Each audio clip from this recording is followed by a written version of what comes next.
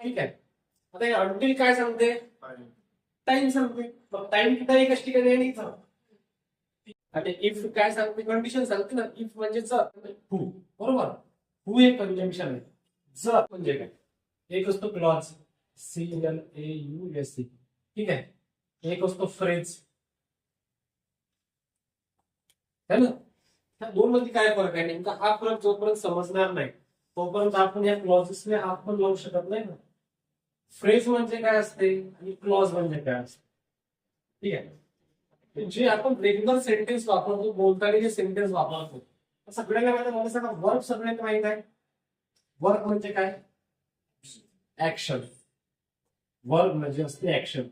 जे आपण ऍक्शन करतो, जी ऍक्शन आहे त्याने ती असते वर्ब. फ्रेज म्हणजे काय? तिथे सेंटेन्स मध्ये, सेंटेन्स तर असतेच, ठीक आहे. सेंटेन्स असते पण सेंटेन्स मध्ये वर्ब नसतो.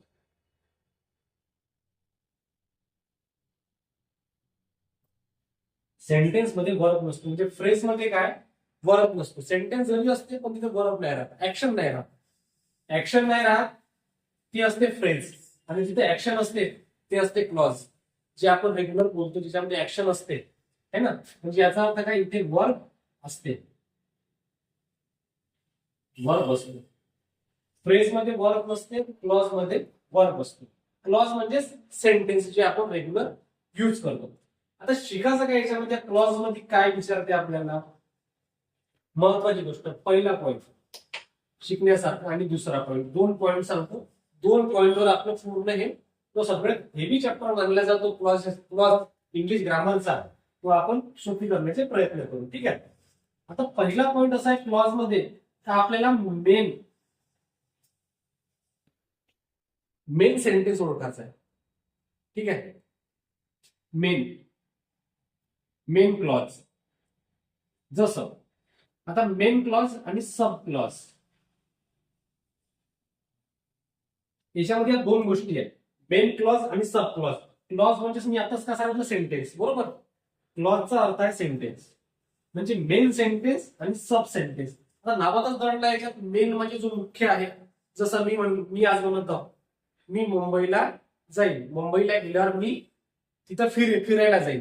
मग मुख्य सेंटेन्स कोणता आहे? मी मुंबईला जाईल हे मुख्य सेंटेन्स आहे ना. फिरायला जाईल त्याच्यावर डिपेंड आहे गेल्यानंतर.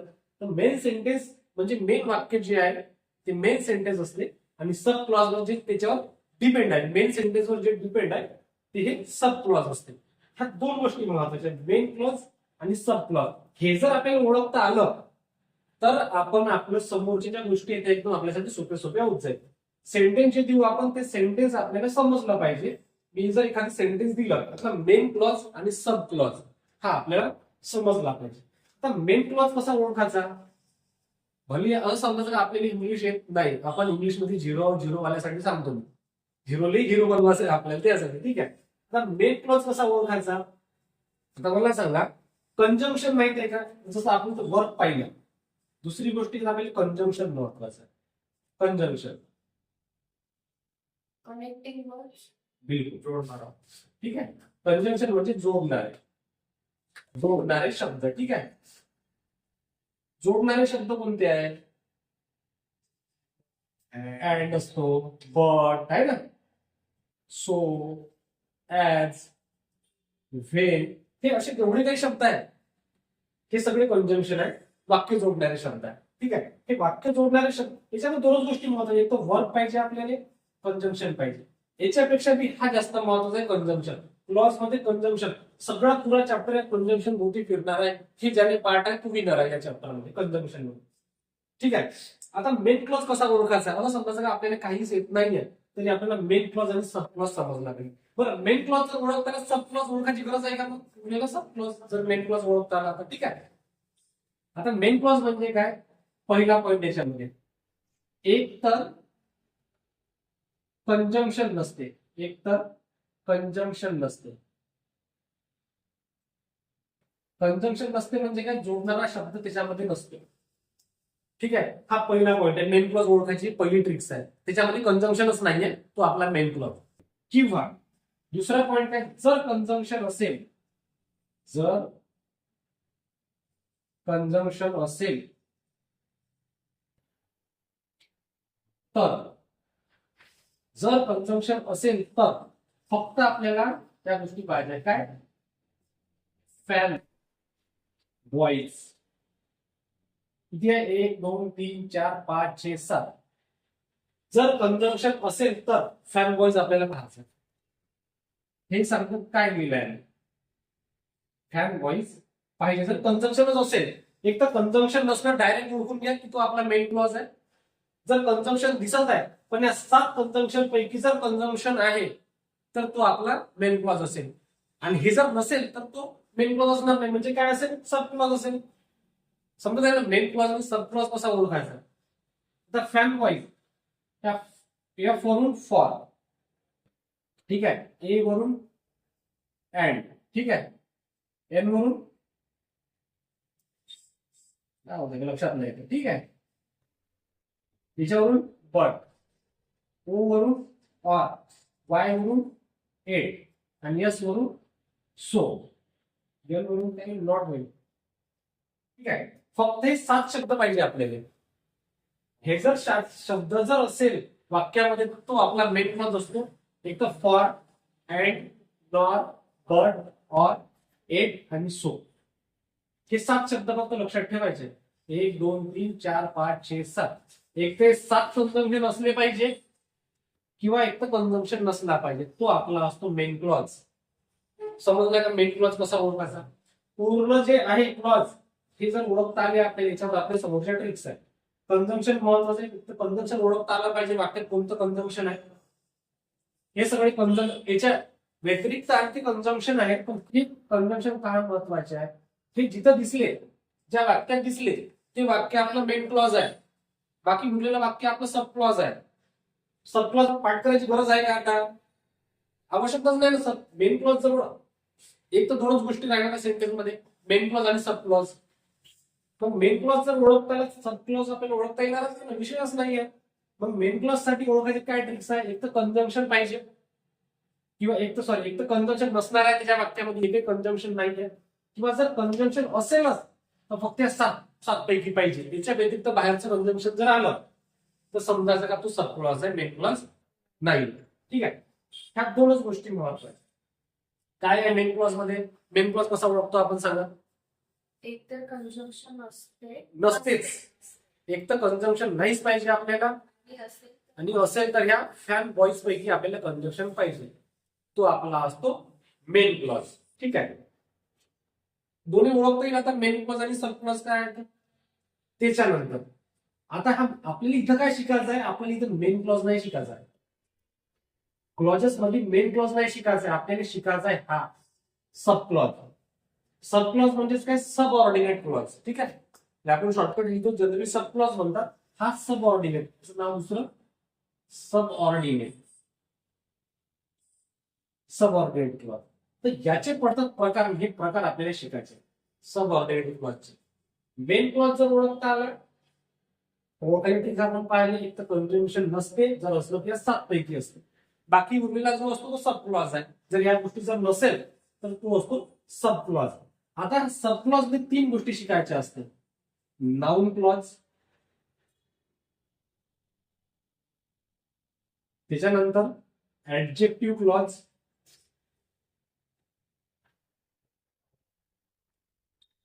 आणि तिसऱ्या नंबरला ऍडवर्ब क्लॉज.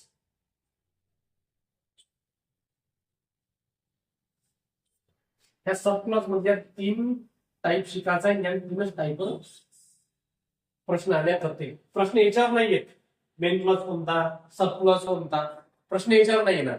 हे शिकलो यासाठी आपण आपल्याला समोरचे सॉल्व्ह करता आला पाहिजे, म्हणून आपण शिकलो की मेन क्लॉज कोणता, सब क्लॉज कोणता. प्रश्न काय विचारते? खाली अंडरलाईन सेंटेन्स दिलं असते, सेंटेन्स मध्ये अंडरलाईन केली असते. ठीक आहे, जर अंडरलाईन केली नसेल तर डायरेक्ट विचारू शकता सब क्लॉज कोणता आहे, मेन क्लॉज कोणता आहे. पण जर रेअर मध्ये होते का इतका इझी क्वेश्चन विचारला मेन क्लॉज, कारण तुमच्याजवळ डाटा ट्रिक्स आहे ना मेन क्लॉज सब क्लॉज ओळखायची. ते काय विचारते? हे आठवणचे विचारते. नाउन क्लॉज कोणता आहे, ऍडजेक्टिव्ह क्लॉज कोणता आहे, ऍडवर्ब क्लॉज कोणता आहे. हे सगळे क्लॉज कोणते आहे? सब क्लॉज आहे ना. Noun clause, adjective clause, adverb clause, हे सगळे क्लॉज कोणते आहे? सब क्लॉज आहे. आता याची ट्रिक्स आहे आपल्याजवळ, हे 3 क्लॉज कसे ओळखायचे. ठीक आहे, सब क्लॉज तर ओळखू शकतो आपण, ह्या वरच्या 7 गोष्टी जर नसेल, 7 कंजम्पशन नसेल तो सब क्लॉज आहे. पर्यंत ठीक आहे, इझी क्वेश्चन आला असाही डायरेक्ट तुम्ही सॉल्व्ह करू शकता. फॅन बॉयज लक्षात ठेवा, ऍटलीस्ट नाही आठवण तर फॅन बॉयज तर आठवण ना, है ना. फॅन बॉयज आठवले की समजा तो आपला मेन क्लॉज आहे, उरलेला सब क्लॉज आहे. आता इथं noun clause, adjective clause, adverb clause हे 3च क्लॉज आहे, याच्या पलीकडे क्लॉज नाही. याचे नंतर काही खाली भाग पडतात, ते मी तुम्हाला सांगतो कसे आहे. ते एकदम डीप मध्ये झालं, हे पूर्ण आपण डीप पर्यंत जाणार प्रत्येक लेक्चर, ठीक आहे. Noun clause, adjective clause, adverb clause हे पाठ पाहिजे तुम्हाला. नाउन क्लॉज, ऍडजेक्टिव्ह, नाउन म्हणजे नाम, मराठीत नाम म्हणतो, नाम वाक्य. क्लॉज म्हणजे वाक्य, वाक्य म्हणजे सेंटेन्स, नाम वाक्य. ऍडजेक्टिव्ह म्हणजे विशेषण है ना, जे क्वालिटी असते, विशेषण. एखाद्याचं विशेषण जसं काळा कुत्रा, काळा काय त्याचं विशेषण आहे ना, क्वालिटी आहे त्याची. ऍडवर्ब म्हणजे नावातच आहे, वर्ब. वर्ब क्रियेविषयी अधिक माहिती, ऍक्शन विषयी एक्स्ट्रा माहिती सांगणारा शब्द जो असतो तो ऍडवर्ब असतो, ठीक आहे. ऍडवर्ब क्लॉज, क्लॉजचा अर्थ वाक्य म्हणजे. आता बघा, नाउन क्लॉज बद्दल ऍडिशनल इन्फॉर्मेशन सांगते त्याला ऍडवर्ब म्हणतो. वर्ब बद्दल, ऍक्शन बद्दल. अच्छा, नाउन ऍडजेक्टिव्ह नाही, बिलकुल. ऍडवर्ब नावाच आहे, ऍडवर्ब. वर्ब विषयी अधिक माहिती सांगणारा शब्द म्हणजे ऍडवर्ब. इथं काय दिलं, क्लॉज. क्लॉज म्हणजे वाक्य, म्हणजे काय, वर्ब विषयी अधिक माहिती सांगणारं वाक्य म्हणजे ऍडवर्ब, ठीक आहे. ऍडवर्ब, वर्बचा अर्थ क्रिया. ऍडवर्ब म्हणजे क्रियेविषयी अधिक माहिती सांगणारा शब्द. पण ऍडवर्ब क्लॉज म्हणजे वाक्य, म्हणजे असं वाक्य जे वर्ब विषयी अधिक माहिती सांगतं. अर्थ समजण्याकरिता हे आपल्याला एवढं शिकायचं नाही, आपल्याकडे ट्रिक्सच आहे. तर आपण वाक्य कसं ओळखणार, ऍडवर्ब क्लॉज कोणतं आहे, ऍडजेक्टिव्ह क्लॉज कोणतं आहे, नाउन क्लॉज कोणतं आहे, ठीक आहे. आता हे नाउन क्लॉज, नाउन क्लॉज साठी ट्रिक्स काय आपल्याजवळ. आपल्याजवळ ट्रिक्स हे आहे का, जे मेन क्लॉज असतो शॉर्टकट मध्ये लिहितो, ठीक आहे. मेन क्लॉज शॉर्टकट समजत आहे ना, का पूर्ण लिहितो, ठीक आहे. राहील लक्षात. मेन क्लॉज जसं इथे लिहिलं आपण, मेन क्लॉज आहे ना. मेन क्लॉजला कायने प्रश्न विचारला, काय म्हणजे व्हॉट, ठीक आहे. ते लिहितो. मेन क्लॉजला कायने म्हणजे व्हॉटने प्रश्न विचारल्यास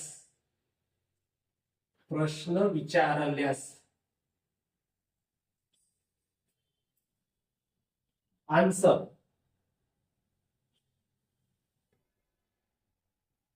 मेन क्लॉजला प्रश्न विचारल्यास आन्सर सब क्लॉज मध्ये येते. सब क्लॉज मध्ये येते, ही आपली ट्रिक्स आहे. याच्यावर एक्झाम्पल घेतो मी, ठीक आहे. नाउन क्लॉज, मेन क्लॉजला व्हॉटने प्रश्न विचारल्यास आन्सर सब क्लॉज मध्ये येते, तो असतो आपला नाउन क्लॉज. सध्या एवढंच लक्षात ठेवा, ठीक आहे. जेव्हा आपण उदाहरण घेऊ तेव्हा तुमच्या लक्षात येईल काही अप्लाय कसं करायचं. नाउन क्लॉज, मेन क्लॉज, हा जो मेन क्लॉज असतो त्याला प्रश्न विचारल्यास आन्सर सब क्लॉज मध्ये येते, तो असतो आपला नाउन क्लॉज. आता ऍडजेक्टिव्ह क्लॉज, याच्यामध्ये काय आहे, ठीक आहे.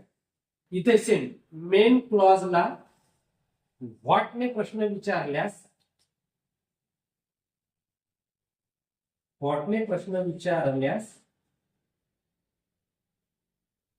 आन्सर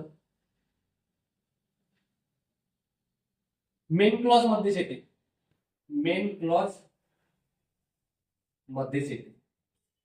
हे लक्षात ठेवणं कठीण नाही आहे, सोपी आहे. नाउन क्लॉज मध्ये काय, मेन क्लॉजला प्रश्न विचारा, आन्सर जर सब क्लॉज मध्ये येत आहे तर तुमचा तो नाउन क्लॉज आहे. मेन क्लॉजला प्रत्येक वेळेस प्रश्न मेन क्लॉज विचारायचा आहे आपल्याला, ठीक आहे. मेन क्लॉजला प्रश्न विचारला, आन्सर जर सब क्लॉज मध्ये आला, नाउन क्लॉज असतो तो. पुन्हा जर क्वेश्चन आपण मेन क्लॉजला विचारला, आन्सर जर मेन क्लॉज मध्ये झालं, पुन्हा म्हणजे जिथं विचारलं तिथंच आन्सर येत आहे. क्वेश्चन कशाने विचारायचं आहे आपल्याला, व्हॉटने क्वेश्चन, हे एवढं लक्षात ठेवायचं आहे, व्हॉटनं क्वेश्चन विचारायचं आहे म्हणून, ठीक आहे. व्हॉटनं क्वेश्चन विचारला, मेन क्लॉजला आन्सर जर मेन क्लॉज मध्ये झालं, तो आपला ऍडजेक्टिव्ह क्लॉज असतो. तिसरी गोष्ट, ठीक आहे, ऍडवर्ब क्लॉज कसा ओळखायचा. Main क्लॉजला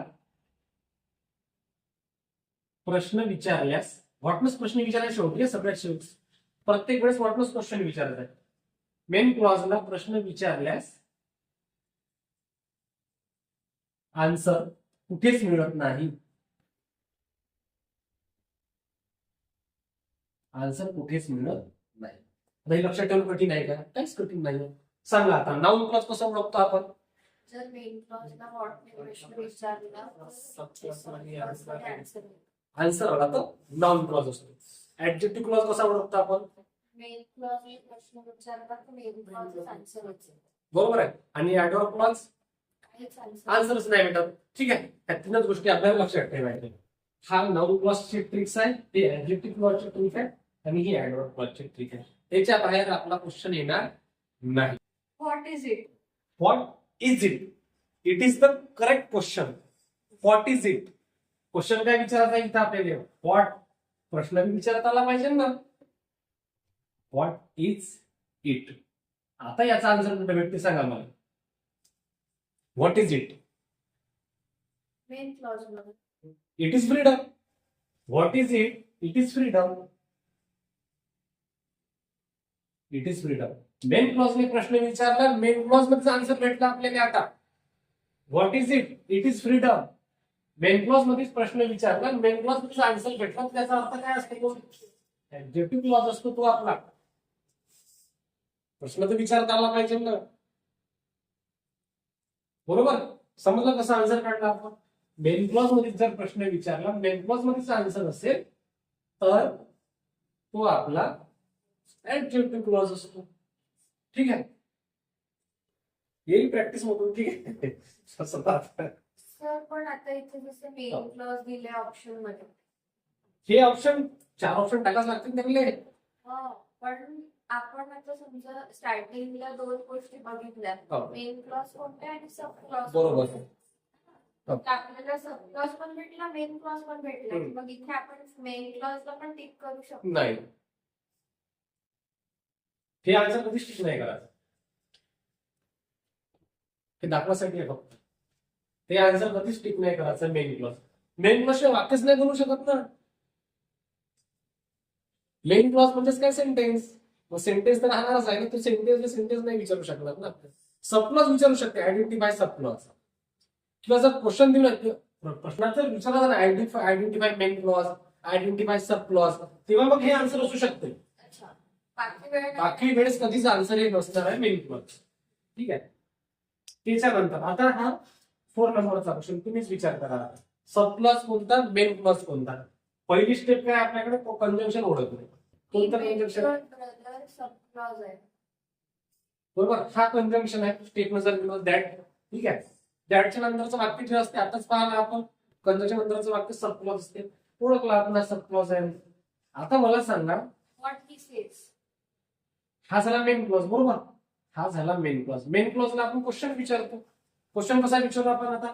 what is says. बरोबर ना. मेन क्लॉजला प्रश्न विचारला, व्हॉट इज सेज. आन्सर कुठे भेटत आहे आता? What is says sub clause है ना. आता आन्सर भेटत आहे या सब क्लॉज मध्ये आपल्याला.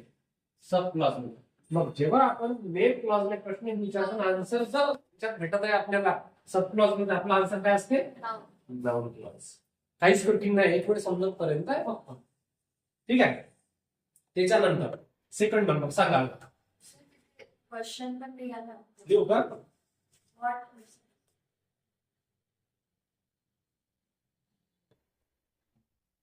What is. ठीक आहे.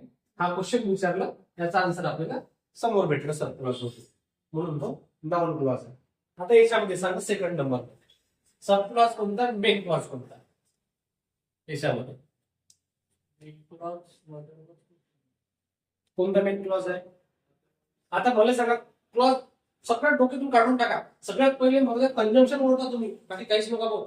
डायरेक्ट तुम्ही क्लॉज ओळखू शकत नाही. याच्यामध्ये कंजंक्शन कोणता आहे? कंजंक्शन कोणता आहे याच्यात? कंजंक्शन शिवाय क्लॉज बनूच शकत नाही. कंजंक्शन राहणे सर, हे काय कंजंक्शन नाही तर काय? कंजंक्शन असते सुरुवातला कुठे येऊ द्या. मी कुठं असं बोललो का सुरुवातीला येणार नाही? मी असं बोललोच नाही. ते कुठं बी येऊ शकते. आणि कंजंक्शन नंतरचं वाक्य जे असते सब क्लॉज असते. हे बोललो आहे मी, कंजंक्शन नंतरचं वाक्य सब क्लॉज असते. हा आहे कंजंक्शन. सगळ्यात पहिले आपल्याला कंजंक्शनच पाहायचं आहे. हा कंजंक्शन आहे. कंजंक्शन नंतरचं वाक्य सब क्लॉज असतं. भरपूर आहे, सांगतो मी सगळं लिहून देतो. ठीक आहे. जो वेगळा शब्द तो कंजंक्शन समजा, वाक्य जोडणारा शब्द म्हणजे कंजंक्शन. ते जर लिहितो ना लिस्ट तर 100-200 लिस्ट होऊन जाईल. अच्छा. मग तेवढे का पाठ कराल? नाही तसं नाही म्हणत आहे, ते कॉमन शब्द यूज ठीक आहे. ते मी तुम्हाला 10-12 शब्द आहे ते सगळे मी लिहून देतो. ठीक आहे. जे कंजंक्शन आहे. आता हे कंजंक्शन आहे. कंजंक्शनच्या नंतरचं वाक्य हे सबक्लॉज असते. कुठपर्यंत असते? पूर्ण वाक्य. सबक्लॉज असणार नाही. कॉमा दिला नाही इथं. कळलं? कंजंक्शनच्या नंतरचं वाक्य पहिले सुरुवातीला जरी आला तरी त्याच्या नंतरचं वाक्य सबक्लॉज असते. कधीपर्यंत? जोपर्यंत कुठेतरी स्टॉप येत नाही, कॉमा येत नाही, इथपर्यंत आला म्हणजे याचा अर्थ हे वाक्य काय झालंय? सबक्लॉज झाला. आता पहिलं वाक्य सबक्लॉज झालं, आतापर्यंत दुसरं वाक्य सबक्लॉज होत होतं. आता पहिलं वाक्य सबक्लॉज झालं. ठीक आहे. पहिलं वाक्य सबक्लॉज झालं, दुसरं वाक्य आपोआप कोण होईल? Main clause. आपली ट्रिक्स काय? मेन क्लॉजला व्हॉट नो क्वेश्चन विचारा व्हॉट नो क्वेश्चन. आता मदर वॉज कुकिंग फूड, विचारा question. What mother was doing. नाही, आपल्याला फक्त व्हॉटनच क्वेश्चन गोई तो तसा प्रश्न आहे, फक्त व्हॉटनच प्रश्न विचारायचा आहे. काय? What was cooking food? Mother. नाही, काय काय कायचं उत्तर हे नाही येऊ शकत. Who is? What Who she is पाहिजे? doing. तिथं हु असतं तर मदर आलं असतं. हा, who असतं ते बघा. आपण शी पण नाही वापरू शकत. तिथं शब्द हेच वापरायचे आपल्याला, बाहेर शब्द पण नाही वापरायचे आपल्याला. Mother was cooking food. काय प्रश्न विचारू? व्हॉटनं कसा प्रश्न विचारू शकतो? What mother was doing. What she was doing. नाही, शी नाही वापरू शकत आपण. What was mother doing. ठीक आहे.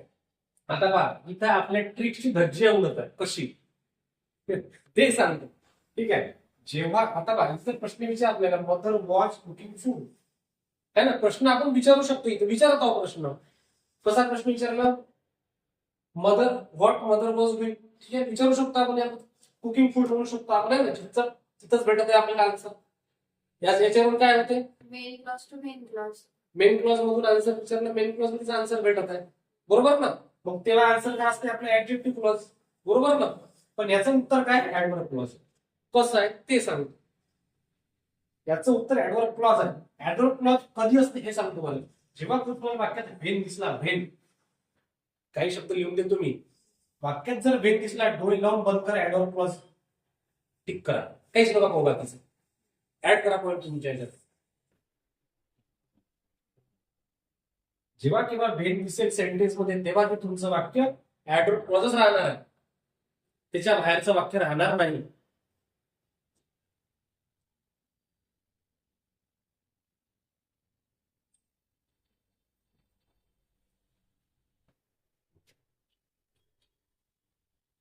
ठीक आहे. आता पहिलं वाक्य. If you eat a large meal before exercise, you will feel sluggish. त्यामुळे choose the clause. Choose the subclause. Subclause ओळखायचा आहे. कसा ओळखतो आपण सबक्लॉज? If. सगळ्यात पहिले काय पाहतो आपण? कंजंक्शन पाहतो ना. If. कंजंक्शन कोणतं आहे? If. मग सबक्लॉज कोणता होईल? If you If ate the last पर्यंत राहील तो. Exercise. बरोबर आहे. कारण हे इथं कॉमा इथं कुठेतरी थांबवलं आहे. म्हणजे आपले हे आन्सर करेक्ट. आता मी तुम्हाला ऍडव्हर्ब क्लॉज साठी जे शब्द येतात ते शब्द मी सगळे लिहून देतो. टोटल शब्द. ठीक आहे. ऍडव्हर्ब क्लॉज साठी जे शब्द येतात ते सगळे डायरेक्ट तुम्ही आयडेंटिफाय करू शकता ऍडव्हर्ब क्लॉज हाच आहे म्हणून. ठीक आहे. हो. हे शब्द जर दिसले डायरेक्ट टिक मारा ऍडव्हर्ब क्लॉज ने. ते शब्द मी लिहून देतो. Adverb clause. यस. डायरेक्ट आपण ऍडव्हर्ब क्लॉज डायरेक्ट टिक करू शकतो. हाच आहे.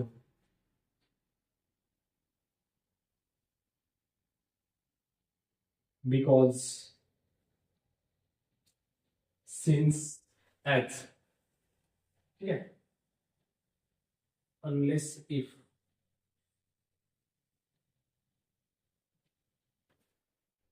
Therefore.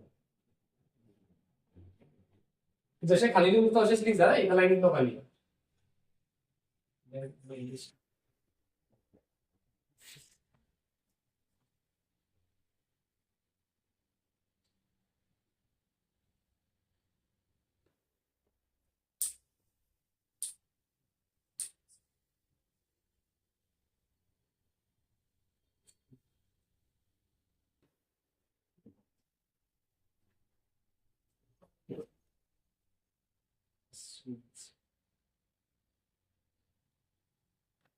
म्हणजे हे सुरुवातीला आलात तर ना म्हणजे नाही, नाही, नाही. वाक्याची सुरुवात नाही, हे कुठं बी येऊ, हे शब्द कुठं बी येऊ, तो आपला ऍडवर्ब क्लॉजच राहील.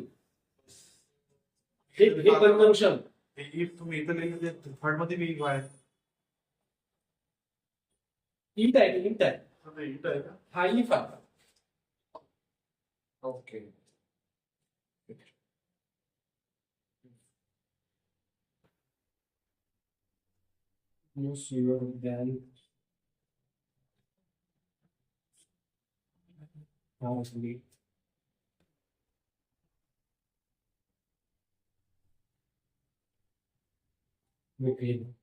आहे. हे एवढे शब्द आहे. सर नो सुनर त्यांच्यानंतर कॉमा आहे ना, म्हणून काढली आहे ना. हो.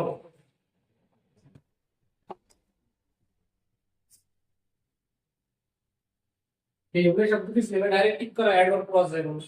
ठीक आहे. आता हे ऍडवर्ब क्लॉजचे काही जे प्रकार पडतात ते प्रकार पाहू आपण. याचे प्रकार पडते म्हणजे adverb clause of time, manner. ठीक आहे. या पद्धतीचे 5-6 प्रकार पडते. मुख्य आपण 5 प्रकार पाहू. ठीक आहे. आता हे जे आहे शब्द, हे शब्द जर दिसले तर हे आता बिकॉज कशासाठी वापरतो आपण, तुम्हीच सांगा. बिकॉज कशासाठी वापरतो आपण, since, because specially because reason साठी वापरतो ना आपण, एखादं रिझन द्यासाठी. ठीक आहे. हे काय रिझन आहे, बिकॉज म्हणून तर लक्षात राहील ना, हे रिझन साठी वापरतो म्हणून आपण. हे रिझन आहे. आता अनलेस, इफ हे कधी वापरतो आपण, इफ कंडिशन साठी वापरतो ना. हे कंडिशन साठी वापरतो. एखादी कंडिशन जर असेल तेव्हा आपण इफ वापरतो, अनलेस वापरतो. देअरफॉर मध्ये वापरतो आपण. एखादी रिझल्ट सांगायचं आहे आपल्याला, आहे ना, एखादी गोष्ट सांगायची देअरफॉर, त्याचा एक्सपिरियन्स समोर करतो. ठीक आहे. हे रिझल्ट साठी वापरतो. त्यानंतर लिस्ट, मे कधी वापरतो आपण, पर्पज.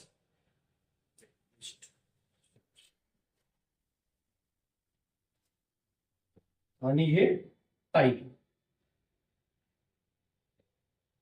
ह्या 5 गोष्टी आहेत.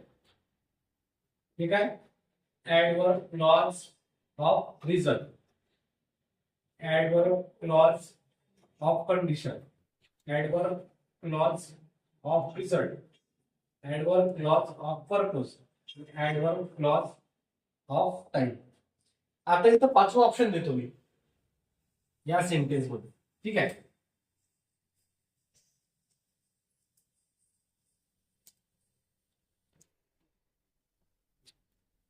आता कोणतं ऑप्शन आलं असतं, ते 5वं ऑप्शन दिलाय नवीन इथं. आतापर्यंत हे होतं लॉस ऑफ टाइम हे येणार ऍज सून आहे, नो सून आहे, हार्डली वेन. ऍडवर्ब हा जो सेम क्वेश्चन आहे, फक्त मी आता ऑप्शन चेंज केले. 5वं ऑप्शन टाकलंय ऍडवर्ब क्लॉज ऑफ टाइम. इथं काय कंजंक्शन आहे, व्हेन दिसला. व्हेन कुठे आहे आपल्या इथं, इथं आहे. दिसत आहे ना. म्हणजे adverb clause of time. When जर असेल तर ऍडवर्ब क्लॉज तर आहेत, पण जर असं optional adverb clause of time. When म्हणजे केव्हा, बरोबर ना. केव्हा कधी टाइमच विचारतो ना आपण. व्हेनचा अर्थ तोच आहे, टाइम साठी वापर करतो. म्हणजे adverb clause of time when जर दिसला, हे याचे ऍडवर्ब क्लॉजचे सब टाईप आहे. त्या टाईप क्वेश्चन येतात, त्याला मिस करता येत नाही. शब्द लक्षात ठेवा. रिझन जर असं हे शब्द सर याच्या व्यतिरिक्त कोणते शब्द नाही येणार ना, रिझन कंडिशन मध्ये वगैरे नाही येऊ शकते, येऊ शकतात. जे आपण मेन जे विचारतात मॅक्झिमम ते शब्द आपण बाहेर काढले. याच्या व्यतिरिक्त पण शब्द असू शकते, याच्या व्यतिरिक्त. पण मला सांगा, तुम्हाला नाउन क्लॉज तर ओळख, आपल्याकडे 2 वेगवेगळ्या पद्धती आहे ओळखायच्या. नाउन क्लॉज ओळखायची पद्धत आपल्याकडे आहे की मेन क्लॉजने क्वेश्चन विचारा, आन्सर जर सब क्लॉज मध्ये आला तर नाउन क्लॉज. म्हणजे काहीतरी आपण एलिमिनेट करू शकतो ना. एलिमिनेट केलं जर आपण आपल्याला ऍडवर्ब क्लॉज ओळखता येईल ना. जरी शब्द जर याच्या पलीकडे जरी आले, पण आपल्याकडे एवढ्या जरी गोष्टी आहेत, तर आपण काही गोष्टी एलिमिनेट करू शकतो. ठीक आहे. म्हणजे 100% परफेक्ट कोणताच मास्टर शिकवू शकत नाही का हे येणार आहे, मी दिलेलं येणार आहे, असं कोणी शिकवू शकत नाही. जरी म्हणत असेल का हो मी दिलेलं सगळं येणार आहे, पॉसिबलच नाहीये. तो मला सांगा समोरचा किती काही शब्द टाकू शकते ना. ऑक्सफर्डची डिक्शनरी जर काढली त्यानं, त्यांनी शब्द टाकले तर काय आपल्याला काहीच येणार नाही, घंटा काही समजणार नाही आपल्याला त्यानं काय शब्द टाकले. त्याच्यामुळे हे जे शब्द आहे, आता मला सांगा हा शब्द जो बिकॉज आहे, बिकॉजचा अर्थ रिझन आहे. असे शब्द येऊ द्या ना किती पण, म्हणजे ऍटलीस्ट थोडा तर वाक्याचा अर्थ, आपण आता एमपीएससी घेऊन राहिलो तर वाक्याचा अर्थ तर काही तर समजणार ना शब्दाचा. बिकॉजचा अर्थ आपल्याला माहिती, मला शब्द दुसरा जर आला रिझन देणारा, समजून जा रिझन देणारा शब्द आहे. रिझन कुठे येते, ऍडवर्ब मध्ये येते. बाकी आता टाईप पडत नाही कुठंच, फक्त याच्यातच टाईप पडत आहे. शेवटी कॉमन सेन्स आहे ना आपल्याजवळ. इफ म्हणजे कंडिशन आहे. कंडिशन संबंधी पुन्हा जरी कोणत्या शब्दाला या दोन शब्दाच्या पलीकडं, तो कंडिशन मध्येच जाणार आहे ना. शब्दाचा अर्थ आपल्याला थोडाफार तरी समजला पाहिजे. म्हणजे ज्याला शब्दाचा अर्थ समजता तो झिरो म्हणजे समजा तू आउट ऑफ घेऊ शकते, ज्याला ट्रिक्स प्लस अर्थ आहे, ज्याजवळ फक्त ट्रिक्स आहे तो ऍटलीस्ट कमीत कमी तो पास होऊ शकते, एवढी गॅरंटी आहे. एवढी आहे. अर्थ जर नाही समजला तरी अर्थ समजा तू तर विनरच आहे. मग त्याला अर्थ समजा सगळ्या गोष्टीचा. ठीक आहे. अशा पद्धतीने हा आपला चॅप्टर इथं क्लोज झाला. याच्यावरती जवळपास आपण 20 क्वेश्चन उद्या आपण घेणार प्रॅक्टिस म्हणून. Total 20 question. ठीक आहे. जास्तीत जवळपास 70 क्वेश्चन काढले आहे मी. तेवढे जर घेतले तर आपल्याला 5 घंटे लागू शकते. 70 जर क्वेश्चन घेतले, 20 क्वेश्चन आपण प्रयत्न करू एक तासात कम्प्लीट करायचा. ठीक आहे. सर मग रिव्हिजन मध्ये घेऊ.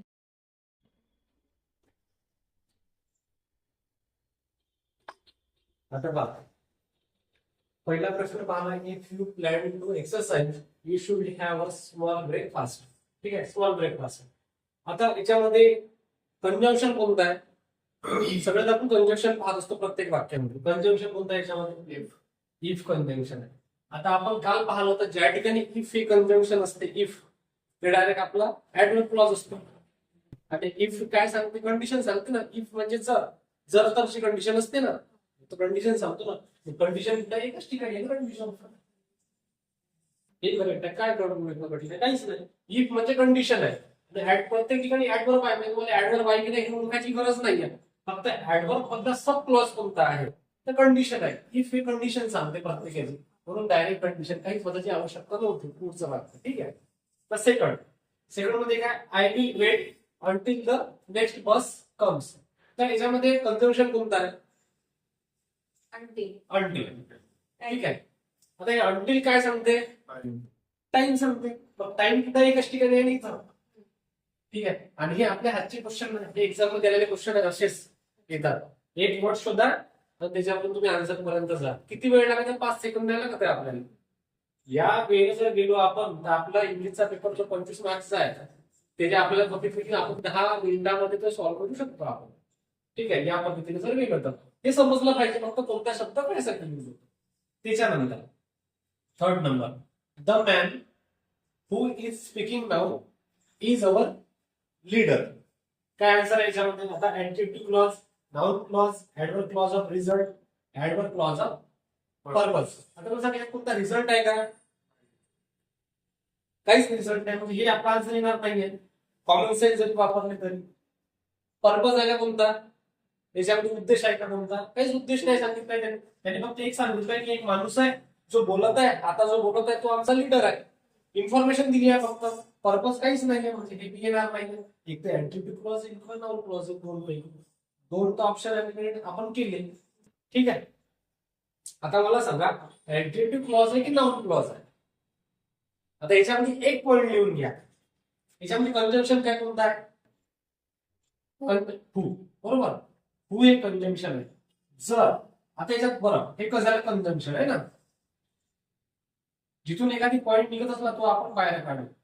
हे झालं कंजंक्शन हू. ठीक आहे. आता हे जे काय याच्यामध्ये नाउन कोणता आहे? है ना. The man. हे लीडर तर ह्या मॅन विषयीच बोलले आहे ना. ते नाउन हे काय नाउन. एक पॉइंट ऍड करा की नाउन नंतर जर लगेच कंजंक्शन जर आलं, नाउन नंतर जर लगेच कंजंक्शन आलं तो आपला ऍडजेक्टिव्ह क्लॉज असतो. नाउन नंतर लगेच कंजंक्शन जर आलं तर ते वाक्य आपलं ऍडजेक्टिव्ह क्लॉजचं असते. तो पॉइंट ऍड करा पॉइंट मध्ये किंवा तिथं क्वेश्चन आहे तिथं डायरेक्ट लिहून टाका. हा. नाउन नंतर जर डायरेक्ट कंजंक्शन आलं तर तो आपला ऍडजेक्टिव्ह क्लॉज असतो. नाउन नंतर जर डायरेक्ट कंजंक्शन आलं तर तो आपला ऍडजेक्टिव्ह क्लॉज असतो. ठीक आहे. हे आता नवीन शिकलो आपण. हा एक पॉइंट आहे ना. म्हणजे ऍडजेक्टिव्ह जर आहे कंजंक्शनच्या आधी जर नाऊन आहे तर नाऊनला लगेच कंजंक्शन लागलाय तर तो आपला डोळे लावून ऍडजेक्टिव्ह क्लॉज काहीच पाहायची गरज नाही. ठीक आहे. आणि हे प्रत्येक ठिकाणी लागू पडत असं नाही की लागू पडत आहे. ज्या ज्या ठिकाणी तुमचं डायरेक्ट नाऊन नंतर कंजंक्शन येईल त्या ठिकाणी डायरेक्ट तुमचा ऍडजेक्टिव्ह क्लॉजच राहील. कुठचाही प्रश्न उचला आणि कुठचाही पहा. ठीक आहे. हे सगळे क्वेश्चन आपण एक्झाम मध्ये आलेले घेतले. त्यानंतर question number 4. She behaves as if she were miss India. काय म्हणते याच्यात? शी अशी हे करत आहे, बिहेव करत आहे जशी काही ती मिस इंडिया आहे ना. तर याच्यामध्ये मला सांगा कंजंक्शन कोणतं आहे याच्यामध्ये? ऍज पण आहे, इफ पण आहे. दोन्ही कंजंक्शन आहे याच्यामध्ये ना. ऍज आहे आणि इफ आहे. तर मला सांगा याच्यामध्ये सगळ्या ठिकाणी तिने ऍडवर्ब क्लॉज आहे. ऍडवर्ब क्लॉज आहे का ओळखायचा आहे का आपल्याला? नाहीये. 100% ऍडवर्ब क्लॉज आहे हे माहित झालं आपल्याला. पण आता त्याच्यामध्ये मॅनर देऊन आहे, पर्पज देऊन आहे, रिझल्ट देऊन आहे की कॉन्ट्रास्ट देऊन आहे. ह्या कॉन्ट्रास्टचा अर्थ काय होते? विरुद्ध सेंटेन्स. विरुद्ध सेंटेन्स म्हणजे काय? जसं विरुद्ध अर्थ, विरुद्ध सेंटेन्स म्हणजे मी आज जगत आहो पण माझं जगणं मरण्यापेक्षा मी खडतर आहे. हे झालं विरुद्ध, हे झालं कॉन्ट्रास्ट. असं काही आहे का याच्यामध्ये? विरुद्ध विरुद्ध शब्द आहे का? नाही आहे. कॉन्ट्रास्टचा अर्थ विरुद्ध. लिहून ठेवा म्हणतात माहित जर नसेल तर कॉन्ट्रास्टचा अर्थ विरुद्ध सेंटेन्स. ठीक आहे. म्हणजे हे लिहिणार नाही. आता इथं कोणता रिझल्ट लिहिला आहे का? किती खूप प्रॅक्टिस करत आहे, प्रॅक्टिस केल्यामुळे ती पास झाली असं काही बोलणं आहे का याच्यामध्ये? रिझल्ट आहे का? नाही आहे. रिझल्ट नसल्यामुळे हे आपला कॅन्सल होईल. रिझल्ट नाही आहे याच्यामध्ये. ठीक आहे. आता त्याच्यामध्ये मला सांगा पर्पज. पर्पज म्हणजे उद्देश. कोणता उद्देश आहे का याच्यामध्ये? कोणताच उद्देश नाही आहे म्हणजे हे पण येणार नाही. राहिले एकच शिल्लक. मॅनर. मॅनर म्हणजे मॅनर म्हणजे काय? वागणं तिचं है ना. तिचं वागणं दिलंय ना, बिहेव. हा शब्द डोनेट करते मॅनरशी. ठीक आहे. जरी कंजंक्शन याच्यामध्ये हे आहे, हे कंजंक्शन काय सिद्ध करते आपलं की हा ऍडवर्ब क्लॉज आहे. बरोबर ना. ऍडवर्ब क्लॉज ऑलरेडी त्यांनी दिली आहे. आपल्याला कंजंक्शन पाहायची आवश्यकता नाहीये. आपल्या सेंटेन्सचा अर्थ पाहावा लागेल काय दिला. अर्थावरून आपण डायरेक्ट पोहोचलो मॅनर पर्यंत. ठीक आहे. त्यानंतर question number 5. It was you whom I saw first. आता सगळ्या याच्यामध्ये इथं ऍडवर्ब क्लॉज, इथे ऍडवर्ब क्लॉज ऑफ प्लेस, इथे टाइम, इथे ऍडजेक्टिव्ह क्लॉज आणि नाउन क्लॉज. आता याच्यामध्ये कंजंक्शन काय? हुम आहे ना. हे कंजंक्शन आहे याच्यामध्ये. आता मला सांगा वरतून ऍडवर्ब क्लॉज आहे दोन्ही ठिकाणी देऊ, टाइम आणि प्लेस. आता मला सांगा याच्यामध्ये टाइम आणि प्लेस आहे का कुठं? नाही आहे. ते दोन्ही आपले ऑप्शन डायरेक्ट एलिमिनेट होईल. ना टाइम आहे ना प्लेस आहे. आता मग ऍडजेक्टिव्ह क्लॉज राहील की नाउन क्लॉज राहील? सांगा. हे ट्रिक्स लागू होते इथे लावून घ्या आपण 5 सेकंड आहे का? हा नाम आहे ना. हा नाम आहे ना. नामानंतर लगेच जर कंजंक्शन आलं तर तो आपला ऍडजेक्टिव्ह क्लॉज असतो न विसरता. तो पॉईंट पक्का लक्षात ठेवा. म्हणजे नाऊन नंतर जर लगेच ऍडजेक्टिव्ह आला तो आपला ऍडजेक्टिव्ह क्लॉज असतो. नामानंतर जर कंजंक्शन आला तर तो आपला ऍडजेक्टिव्ह क्लॉज असतो, विसरायचा नाही. इथं हे नाऊन आहे यू, यू नंतर लगेच कंजंक्शन आला त्याच्यामुळे हा आपला ऍडजेक्टिव्ह क्लॉज राहील. त्यानंतर क्वेश्चन नंबर 6. काय दिलंय? October 15 was declare Sam's birthday because that was the day he comes to Melbourne. त्याच्यात कंजंक्शन कोणतं आहे? सगळे ते ऍडवर्ब क्लॉज आहे माहिती आहे आपल्याला सगळे. हा बिकॉज आहे ना. बिकॉज हा आपल्याकडे कंजंक्शन आहे. तर बिकॉजचा अर्थ काय होतो? कारण. रिझन आहे ना. रिझन कुठे आहे? डायरेक्ट आन्सर आहे ना. त्याच्यानंतर question number 7. Thought I am poor, I am honest. याच्यामध्ये काही करा noun clause, adjective clause, adverb clause of place, adverb clause of contrast. आताच पाहिला आपण. काय म्हणते? Thought I am poor, I am honest. Poor, honest. Contrast शब्द आहे तो नाही. पुअर म्हणजे गरीब बी होते, दयाळू बी होते. म्हणजे 2-3 शब्द त्याच्यामध्ये होते नाही का. आपण ज्यावेळी पुअर म्हणजे गरीबच शिकलोय, आपण मराठी वाले. पुअरचा अर्थ आम्ही गरीबच घेतो. पण पुअरचा अर्थ फक्त गरीब नाही, साधा पण होते. पुअर म्हणजे साधा व्यक्ती असं नाही का. ऑनेस्ट आणि पुअर हे 2 एकदम वाईस वर्सा आहे स्टेटमेंट म्हणजे कॉन्ट्रास्ट आहे direct answer adverb clause of contrast एकमेकाचे एकदम कॉन्ट्रास्ट मध्ये. त्यानंतर question number 8 comparison. He is as stupid as he is lazy. आता याच्यामध्ये ही ॲज म्हणजे हा आपला कोणता क्लॉज आहे ऍडवर्ब क्लॉज आहे. ऍडवर्ब क्लॉज इथं आहे तिथं आहे म्हणजे दोन तर येणारच नाही ना. जिथे ऍज असतो तो आपला ऍडवर्ब क्लॉज असतोच म्हणजे दोन ऑप्शन केले आपले पहिला आणि दुसरा दोनच उरले. एक तर adverb clause of comparison adverb clause of place. Place बद्दल काहीच बोलणार नाहीये म्हणजे हे ऑप्शन येणारच नाही. कम्पॅरिझन केलाय म्हणून ऍडवर्ब क्लॉज ऑफ कम्पॅरिझन. ठीक आहे हे इतकं सोपं आहे क्लॉज जर समजलं तर. ठीक आहे आणखी क्वेश्चन घेऊ का है ना आणखी क्वेश्चन घेऊ.